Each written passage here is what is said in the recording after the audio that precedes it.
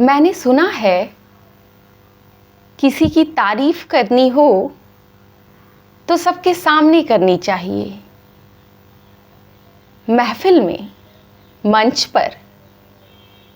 और अगर किसी में कोई कमी या बुराई हो, कंस्ट्रक्टिव क्रिटिसिज्म करना हो, तो उसे मजाक का विषय नहीं बनाया जाना चाहिए। अगर कोई बात बुरी लगे तो अकेले में बता देनी चाहिए। लेकिन ये बात मैंने तो सुनी है, पर मुझे पता नहीं कि विनोद बिहारी महतो कोयलांचल विश्वविद्यालय के प्रबंधन ने सुनी है या नहीं। विनोद बिहारी महतो कोयलांचल विश्वविद्यालय दूसरे दीक्षांत समारोह की तरफ बढ़ता हुआ 26 दिसंबर प्रस्तावित तारीख है। ये दीक्षांत काफी अहम है।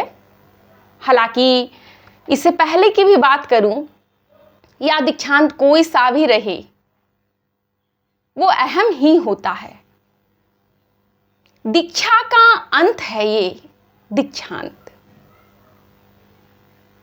डिग्री होल्डर्स इस दिन की तमन्ना अपने दिल में संजोते हैं तब से जब वो पहली बार यूनिवर्सिटी कैंपस में एंटर करते हैं। लेकिन कई दिलों की इस तमन्ना पर पानी फिर गया है। विश्वविद्यालय के एक फैसले ने कई दिलों को मायूस कर दिया है। आपने सुना होगा, फिर भी बता दूं अगर आप नहीं जानते। विनोद बिहारी महतो कोयलांचल विश्वविद्यालय अभी बालपन में है। ज्यादा समय नहीं हुआ इस यूनिवर्सिटी को बने हुए, लेकिन हां, विश्वविद्यालय है।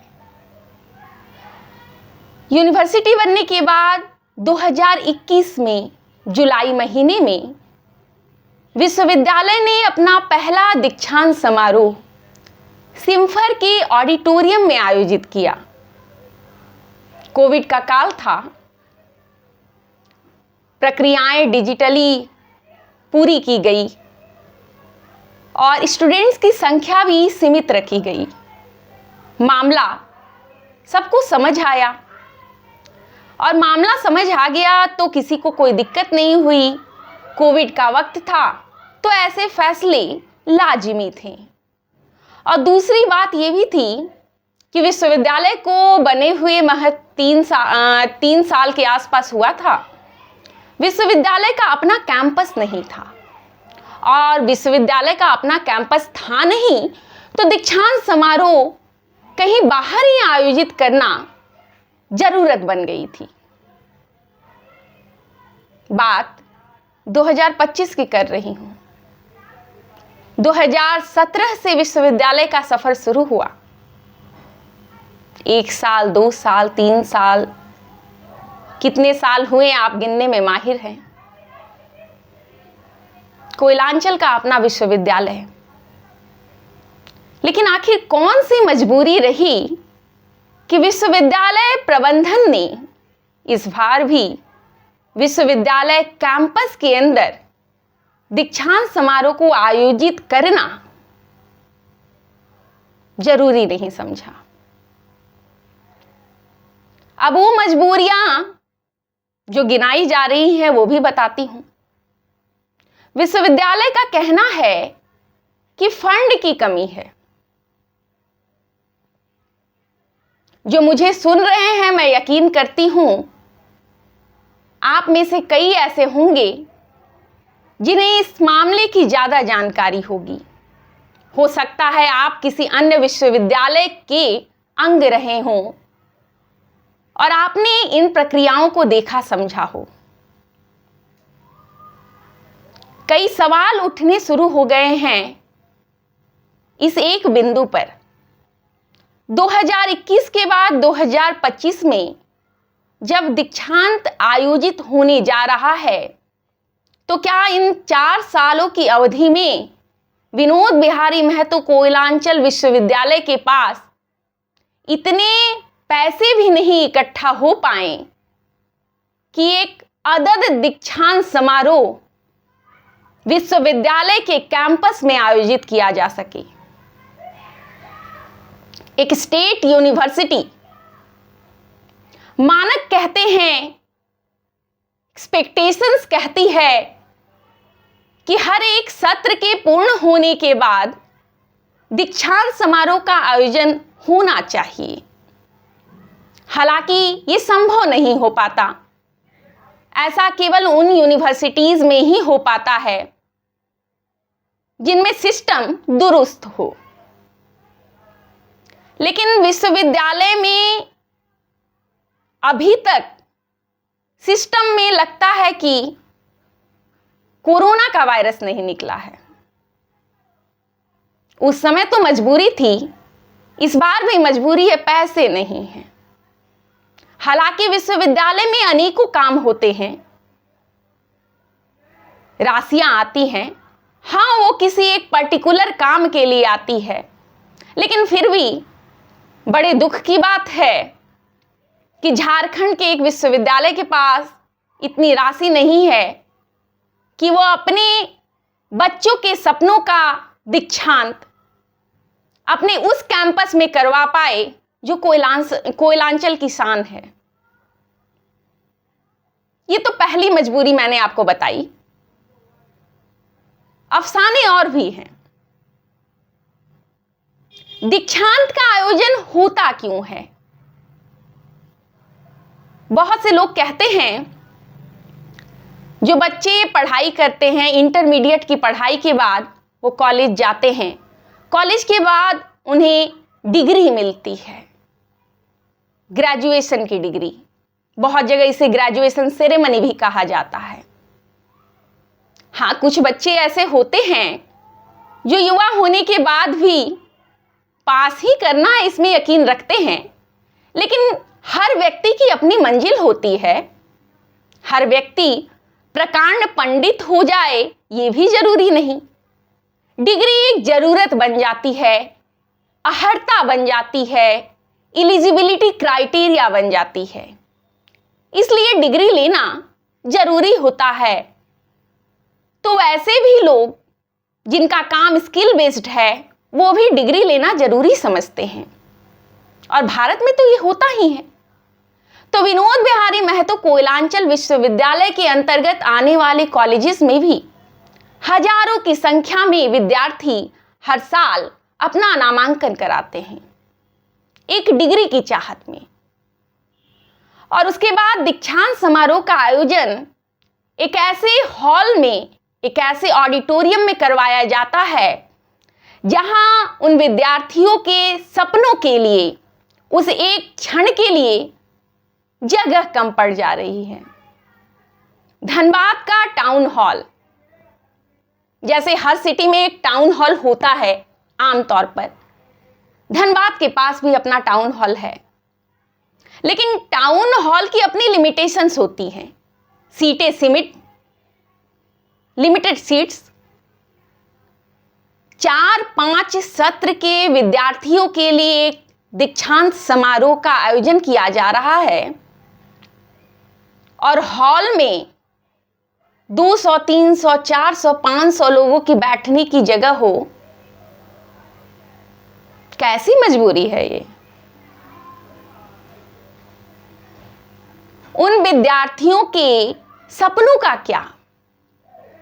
उन 1100 से ज्यादा युवाओं के सपनों का क्या, जिनके लिए बार बार, एक बार नहीं कई बार दीक्षांत समारोह के लिए अप्लाई करें, ऐसे लिखे हुए नोटिफिकेशंस परीक्षा विभाग द्वारा जारी किए गए। क्यों दिखाए गए ऐसे सपने जो कभी साकार नहीं हो सकते थे? डिग्री तो उन्हें मिलनी है, परीक्षा पास की है उन्होंने, तो डिग्री उन्हें मिलेगी और मिल भी रही है, मिल रही है डिग्री। प्रिंट किया जा रहा है डिग्री को, और जिन्हें जरूरत है वो अपनी डिग्री ले सकते हैं। और अगर यही वो तरीका है जिससे डिग्री दी जानी थी, तो फिर बार बार पोर्टल खोलकर किसे धोखा दिया गया? दीक्षांत समारोह होगा, युवा मन ये सोचकर खुश हो रहा था, हमें भी एक खास पोशाक पहननी होगी। हालांकि अब तो भारत में धीरे धीरे गाउन कल्चर समाप्त होता जा रहा है, चौकोर टोपी भी लोग नहीं पहनते। भारतीय संस्कारों और परंपराओं को ऊपर रखा जा रहा है, और भारतीय परिधान जो हैं उसे ही ड्रेस कोड बनाया जा रहा है। लेकिन ये जो एक क्षण है जिसके सपने पहले यूनिवर्सिटी ने खुद दिखाए और उसके बाद उसे छीन लिया ऐसे कि जैसे ये तो कभी हुआ ही नहीं था। हालांकि अभी प्रक्रियाधीन है ये सब कुछ, लेकिन इस पर पूरा विचार किया जा रहा है कि टाउन हॉल में जब बैठने की जगह नहीं है, जिसमें उतने विद्यार्थी समा पाए, इतना जगह नहीं है, तो जो अन्य विद्यार्थी हैं जिन्हें गोल्ड मेडल नहीं मिलना है, या कुछ उसके अलावा और सीमित विद्यार्थियों को छोड़ दिया जाए, तो अन्य को पैसे लौटा दिए जाएंगे। बात केवल पैसों की है क्या? ये सपनों का सौदा किया क्यों गया? मामला यही नहीं रुकता। ये तो उस मन की बात है जो आपके मेरे कई घरों में रहता है, जिन्होंने ग्रेजुएशन किया है, पीजी किया है, एमए किया है, एमएड किया है, बीएड किया है, और एक नहीं, दो नहीं, 3 4 के आसपास सेशन हैं जिनके लिए यह कार्यक्रम आयोजित होना था। एक और वर्ग आता है जिनके लिए दीक्षांत समारोह बेहद गर्व का क्षण होता है।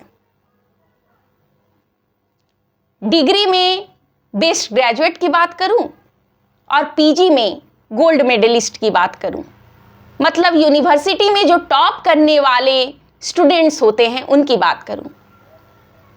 दीक्षांत समारोह में मंच पर गोल्ड मेडल का मिलना, डिग्री का मिलना,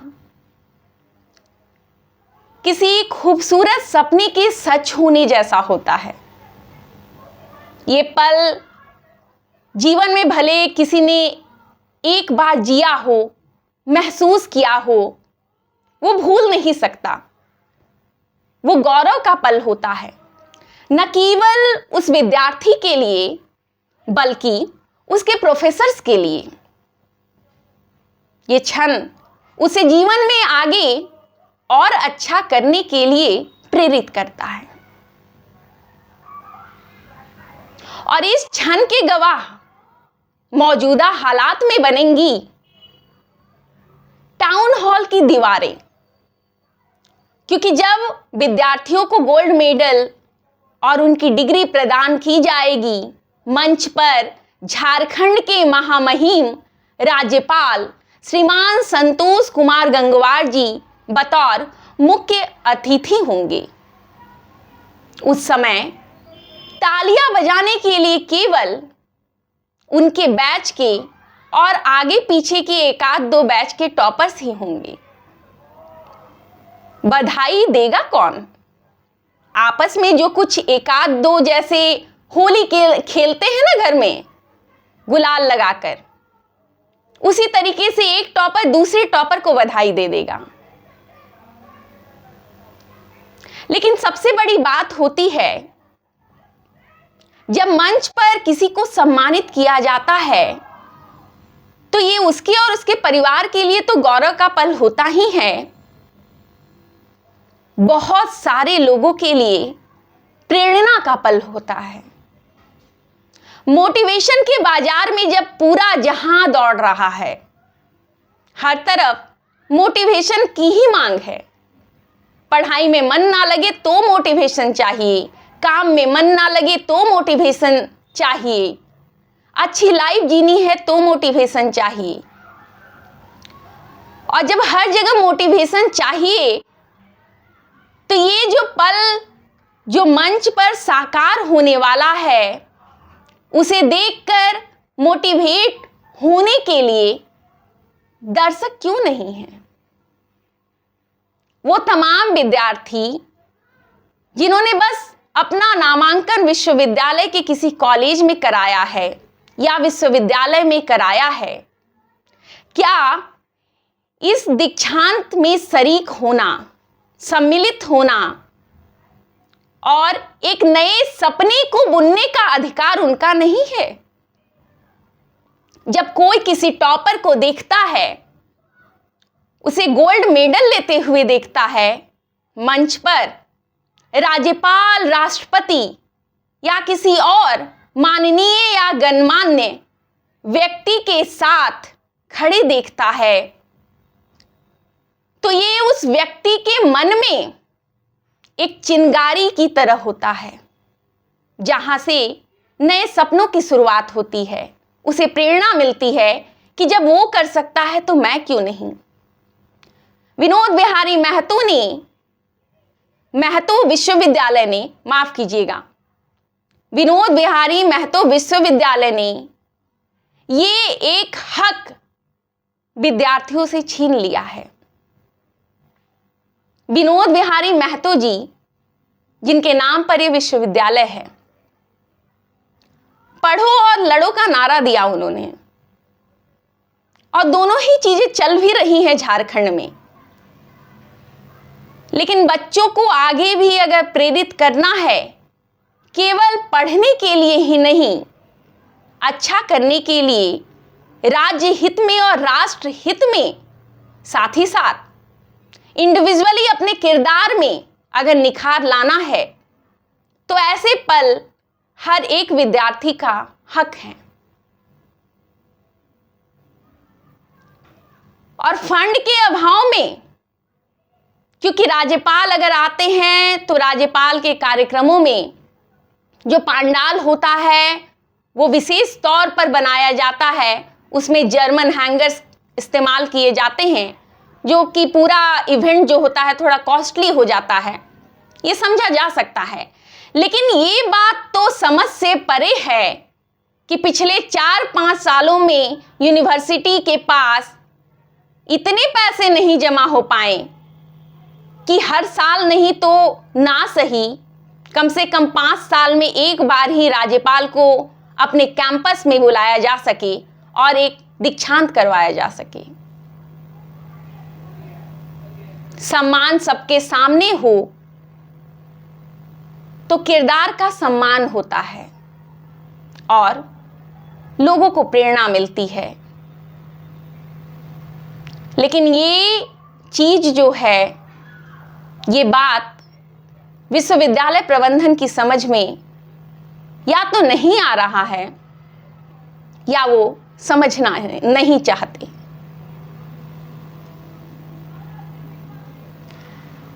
गांधी जी के 3 बंदरों के बारे में आपने सुना होगा। ना बुरा देखना है, ना बुरा सुनना है, ना बुरा बोलना है। विश्वविद्यालय ने भी अपनी आंखें मूंद ली हैं। ना विद्यार्थियों के कष्टों को, उनके मरते सपनों को ही देखना है, ना उनकी आह, उनकी पीड़ा जो लगभग हर सोशल मीडिया प्लेटफॉर्म पर कमेंट सेक्शन में दिखाई दे रही है, उन्हें सुनना है और ना ही कुछ बोलना है। दीक्षांत समारोह एक औपचारिकता बनकर रह गया है, क्योंकि स्पष्टीकरण तो देना पड़ता है जो ओहदे संभालते हैं। बार बार बन रहे दबाव का कुछ ऐसा निदान निकलेगा, बार बार पूछे जा रहे सवाल का कि आखिर दीक्षांत होगा कब, कुछ ऐसा निदान निकलेगा। मुझे लगता है ऐसी दवा से तो भली बीमारी ही थी। काफी लंबी बातचीत हुई है, कई विद्यार्थियों से हमने बात की और उनसे मिले विचारों के बाद मैंने ये विचार साझा किए हैं। कमेंट सेक्शन आपके लिए खाली है। आप विनोद बिहारी महतो विश्वविद्यालय से हैं या किसी अन्य विश्वविद्यालय से हैं, किसी कॉलेज से हैं, कमेंट सेक्शन में लिखिए आपके यहाँ की परंपरा क्या है और आप अगर BBMKU से हैं तो आप क्या चाहते हैं। जोहार और कीर्ति के साथ अब तक जुड़े रहने के लिए धन्यवाद।